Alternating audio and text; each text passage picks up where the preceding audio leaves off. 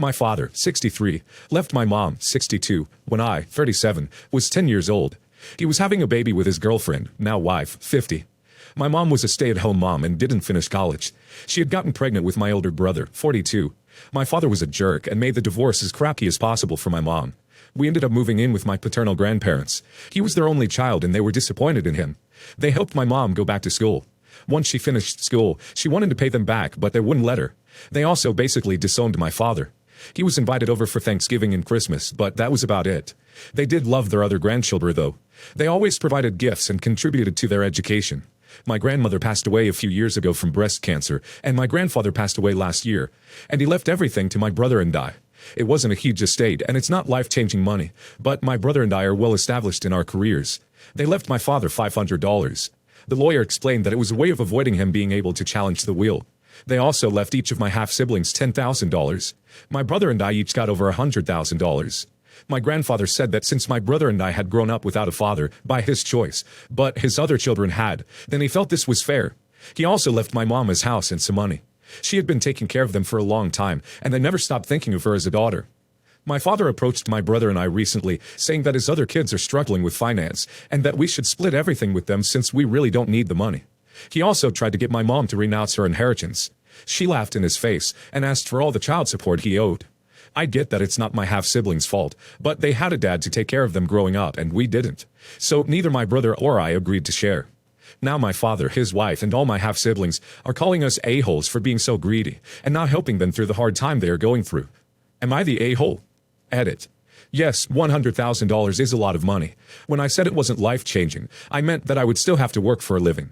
I would still have to save for my retirement. I would still have a mortgage. I hope I didn't come off as 1%. Not the a-hole.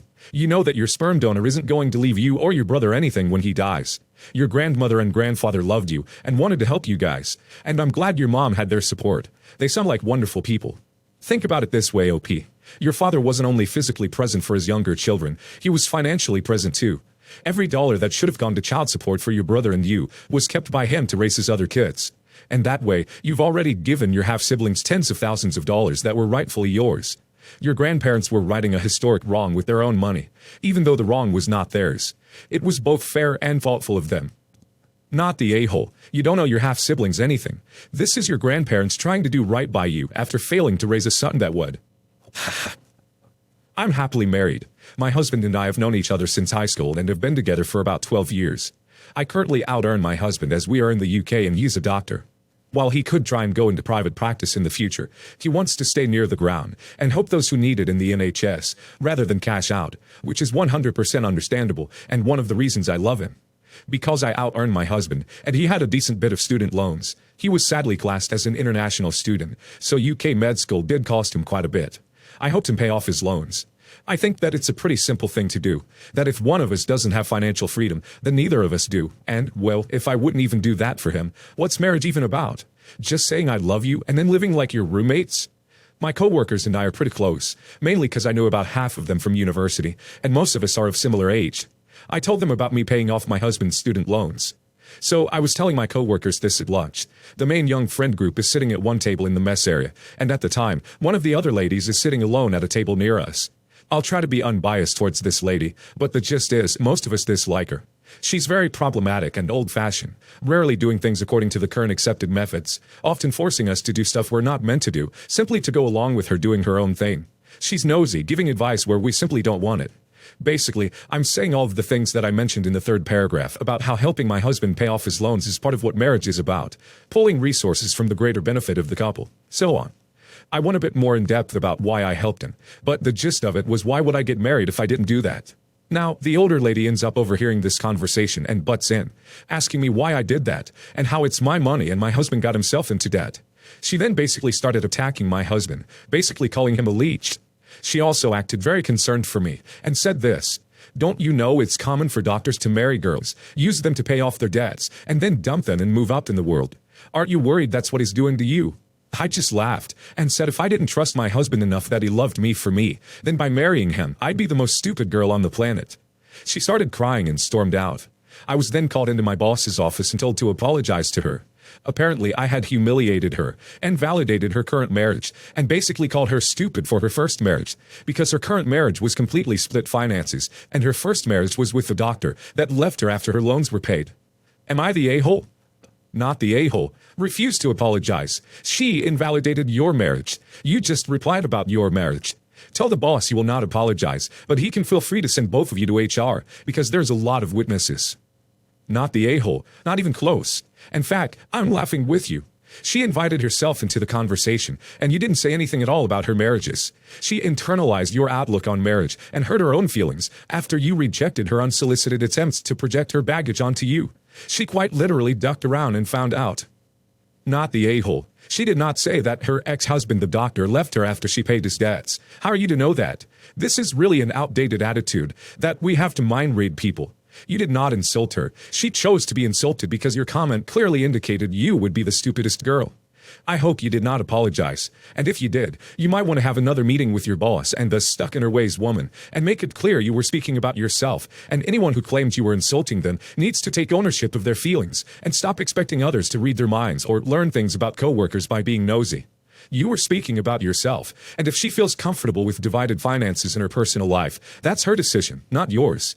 Say, I refuse to be responsible for Name's private decisions. 6 years ago, my sister was diagnosed with terminal cancer. She died 8 months later.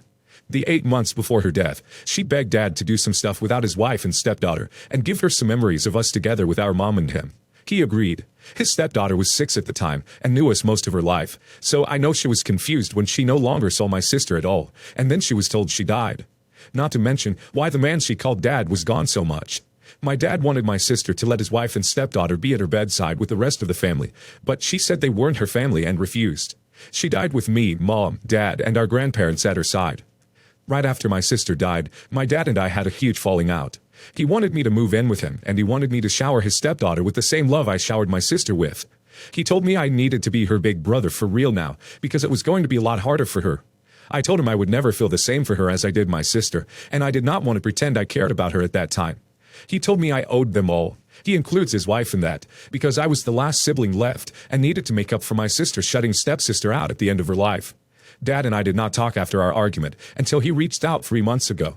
It started with him wanting to know how I was doing, but then he told me how his stepdaughter missed me and my sister, and how she struggled with not saying goodbye to her sister, and why she didn't get to see her before she died, why she had nothing of hers to hold on to, how she asked a lot about why I wasn't around anymore. He asked me to talk to her and tell her that my sister had wanted to see her and to help her believe that she was loved and wanted by her and that my sister asked for her a lot at the end. I told him I would not lie for him. He snapped at me and said I owed her this much when I abandoned her just like my sister had for no other reason than she wasn't our bio sister and wasn't enough for us to love. He told me I should be a better man than that. Am I the a-hole? Not the a-hole. If that is the story your dad wants to tell her, that is his business. You do not owe anyone a lie that changes the memories of your sister. You don't owe your dad or stepsister a lie to appease some fairy tale your dad told. Not the a-hole. Your dad, on the other hand, massive. He hasn't spoken to his own son in 6 years, and now instead of listening or making up with you, his own child, he wants you to lie about your dead sister so some 12-year-old you're not related to feels better about herself.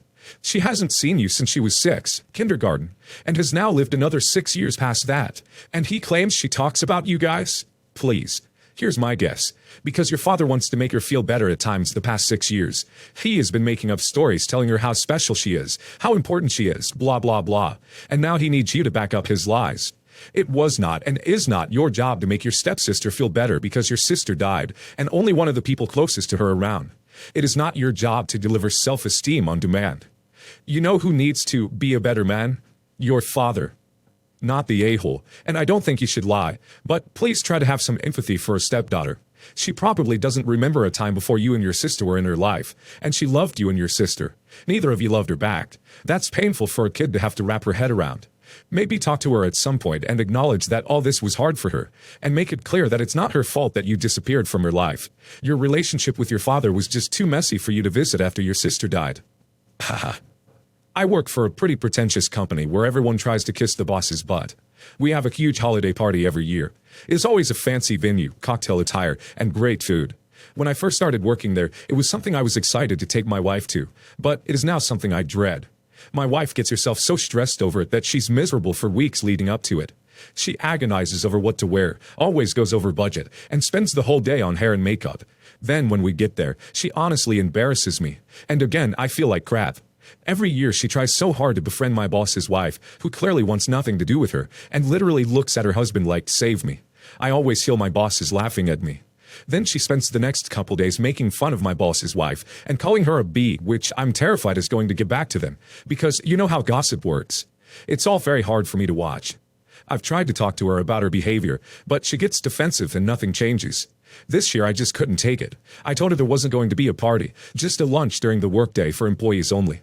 My plan was to go alone and make an excuse for her. I hate lying, but I felt I'd given her multiple chances to change her behavior. So what am I going to do? At this point, she's hurting my career and hurting herself mentally. Unfortunately, she found out and is obviously furious. She feels I took away a huge night from her and is very hurt that I'm embarrassed by her behavior. Everyone sucks here, but I don't know if I can blame you here.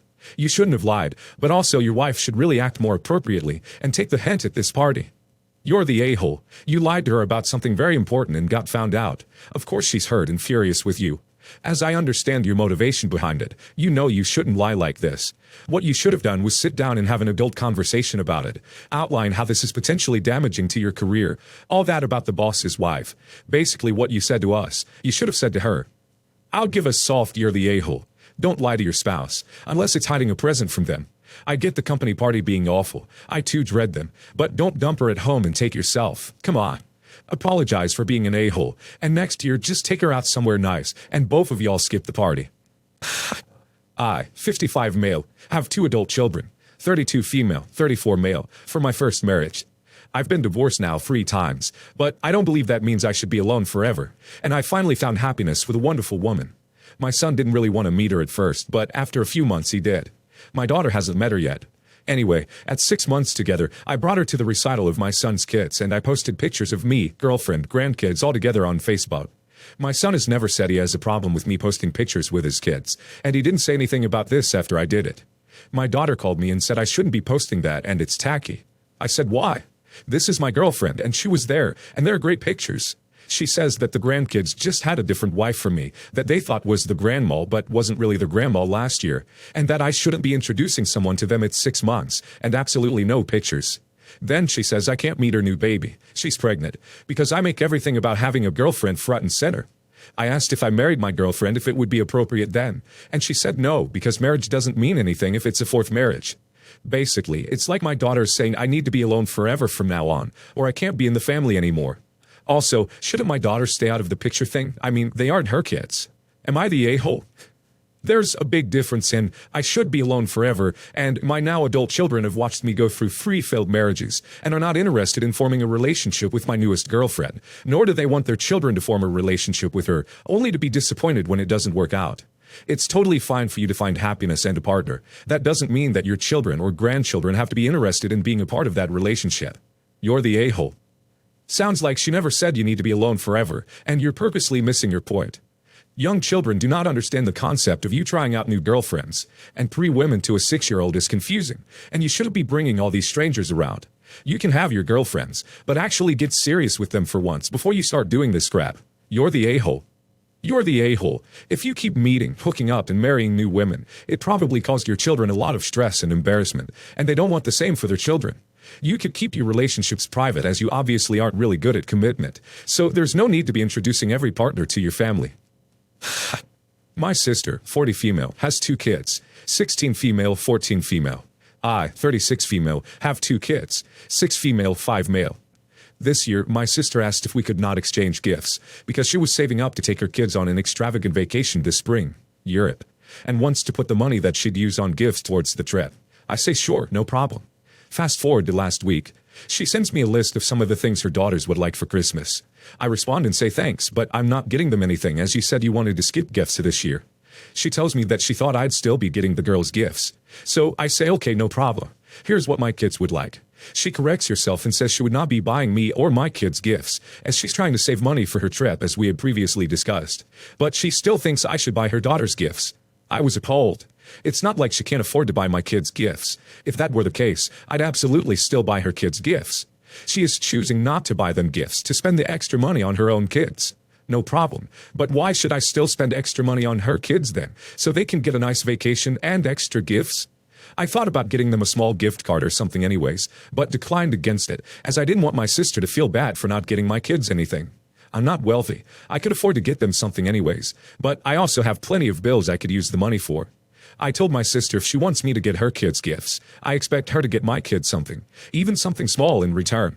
She said no, and called me an a-hole because it's not her daughter's fault that they are going to Europe, so she doesn't have the extra money to spend on my kids this year.